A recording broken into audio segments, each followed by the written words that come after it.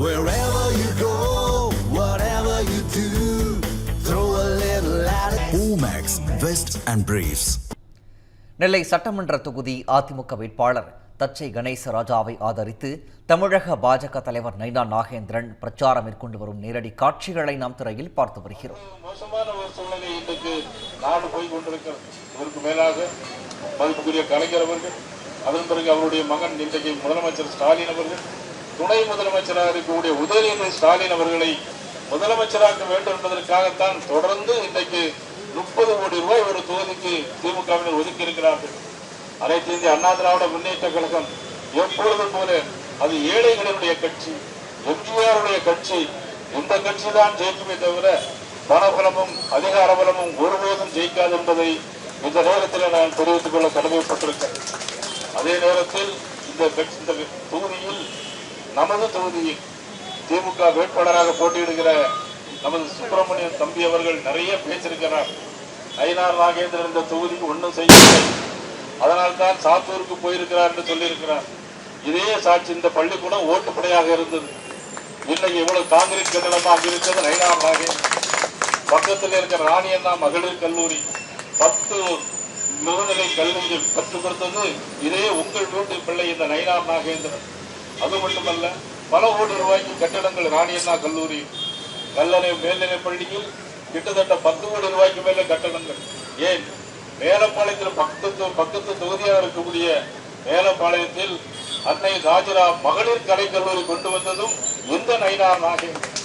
மேலப்பாளையத்தில் இருக்க காகிதவில்லன் பள்ளிக்கூடத்திற்கு 20 ஆண்டுகளுக்கு முன்னாலேயே 50 லட்சம் ரூபாய்க்கு பள்ளி கட்டடம் கட்டி தந்ததும் அண்ணா திராவிட முன்னேற்ற கழகத்தில் நயினார் நாகேந்திரன் இருக்கும்போதே செய்து கொடுத்தது.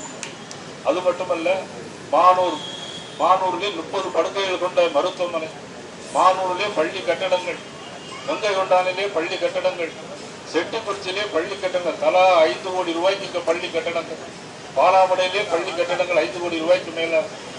ஆக ஆண்களுக்கு தனியாக பெண்களுக்கு தனியான பள்ளி கல்விக்கூடங்கள் அனைத்தும் செய்து கொடுத்தது அன்னைக்கு அண்ணா திராவிட முன்னேற்ற கழகத்தின் சக்தியோடு செய்து கொடுத்தது இந்த நயினார் நாகேந்திரன் என்பதை மறக்க முடியாது.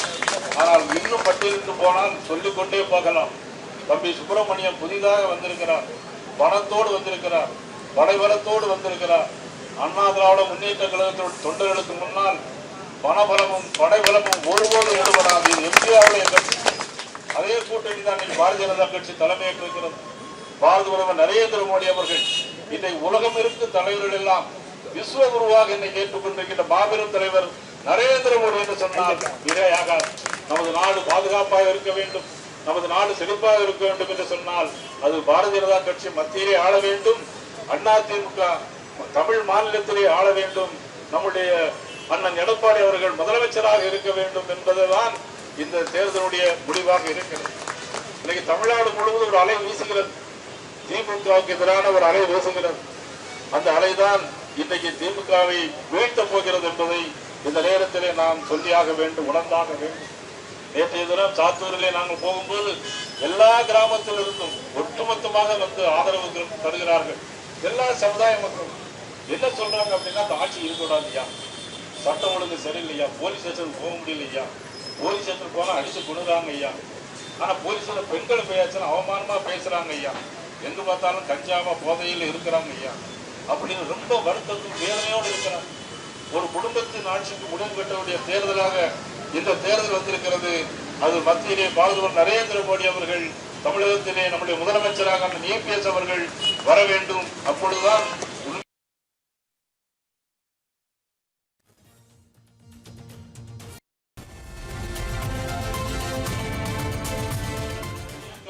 இன்னும் 100 ஆண்டுகள் இருக்கும். அது இந்த தேசிய ஜனநாயக கூட்டணியை தொடர்ந்து இருக்கும் என்பதை இந்த நேரத்தில் நான் தெளிவுபடுத்த விரும்புகிறேன். இங்கே நமது சுற்றுப்புற புறவழிச்சாலை 350 கோடி ரூபாய்க்கு நயினார் நாகேந்திரன் சட்டமன்றத்திலே பேசி வாங்கியது. இப்பொழுது மானூரிலே அரசு கலைக்கல்லூரி நயினார் நாகேந்திரன் சட்டமன்றத்திலே பேசி வாங்கியது.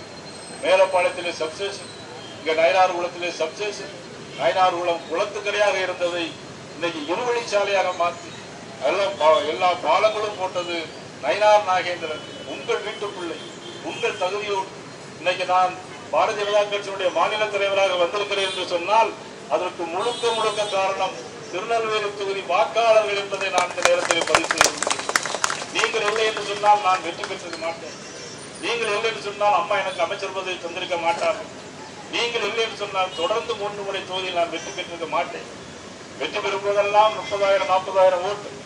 ஆனால் ஒருவேளை தோற்கும் போது 400 ஓட்டு 600 ஓட்டு. என் மீது எவ்வளவு பற்றும் பாசமும் வைத்திருக்கிறீர்கள் என்பதை நான் என்னுடைய சந்ததிகள் என்னுடைய குடும்பம் ஒரு நாளும் மறக்காது. தொடர்ந்து உங்களோடு இருப்பேன். எல்லா விஷயங்களிலும் எல்லா இன்ப நிகழ்ச்சியிலும் தம்பி நம்ம அண்ணன் கணேசராஜாவோடு தொடர்ந்து இந்த அதிமுக தொண்டர்களோடு என்னுடைய பயணம் தொடரும். என்னுடைய பயணத்தை பாதையை யாராலும் மாற்ற முடியாது. என்னுடைய பயணம் தமிழகத்தில் தேசிய ஜனநாயக கூட்டணி வெல்ல வேண்டும். திமுக ஆட்சி வீட்டுக்கு அனுப்ப வேண்டும். தொடர்ந்து அண்ணன் இபிஎஸ் முதலமைச்சராக வர வேண்டும். தமிழகத்தில் அனைத்து இந்திய அண்ணா திராவிட முன்னேற்ற கழகம் தொடர்ந்து பயணிக்க வேண்டும். அதனோடு பாரதிய ஜனதா கட்சி தொடர்ந்து பயணிக்கும் என்பதை இந்த நேரத்திலே மகிழ்ச்சியோடு தெரிவித்துக் கொண்டு என்னுடைய வாழ்நாள் உள்ளவரையிலும் மீண்டும் சொல்லுகிறேன். திருநெல்வேலி தொகுதிய மக்களை பொறுத்த மட்டிலும் யாராலும் என்னை பிரித்து பார்க்க முடியாது. சாத்தூரும் திருநெல்வேலி 2 கண்களாக இருக்கும் என்பதை நேரத்திலே நான் தெரிவித்துக் கொண்டு உங்களை எல்லாம் நான் மீண்டும் சந்திப்பேன். அடிக்கடி சந்திப்பேன். வந்து உங்களை எல்லா இன்ப நிகழ்ச்சியிலும் கலந்து கொள்ளுவேன் என்பதை நேரத்தில் சொல்லி இன்னும் தலைவர்கள் பொறுப்பாளர்கள் பெயர்கள் எல்லாம் சொல்ல வேண்டும். ஒவ்வொருவருடைய பெயரையும் சொன்னால் அதற்கும் நேரமாகிவிடும். ஆக கணேசராஜாவும் வாக்குகளை சேகரிக்க செல்ல வேண்டும். ஆக மீண்டும் இன்னொரு நல்ல சந்தர்ப்பத்தில் வாகேடி முனையில் நம்ம ஒரு வெற்றி விழாவாக நாம் கொண்டாடுவோம். தொடர்ந்து நான் உங்களோடு இருப்பேன் என்பதை நேரத்தில் தெரிவித்துக் கொண்டு வாய்ப்புக்கு நன்றி கூறி வெற்றிட சின்னத்திற்கு தொடர்ந்து வாக்குகளை தாருங்கள் என்று கேட்டு மீண்டும் சந்திக்கிறேன். நன்றி, வணக்கம். நெல்லை சட்டமன்ற தொகுதி அதிமுக வேட்பாளர் தச்சை கணேசராஜாவை ஆதரித்து தமிழக பாஜக தலைவர் நைனா நாகேந்திரன் பிரச்சாரம் மேற்கொண்டு வந்த அந்த காட்சிகளை நம் நேரடியாக பார்த்த விவரங்களை பின்னர் வரும் செய்தி தொகுப்பில் விரிவாக பார்க்கலாம்.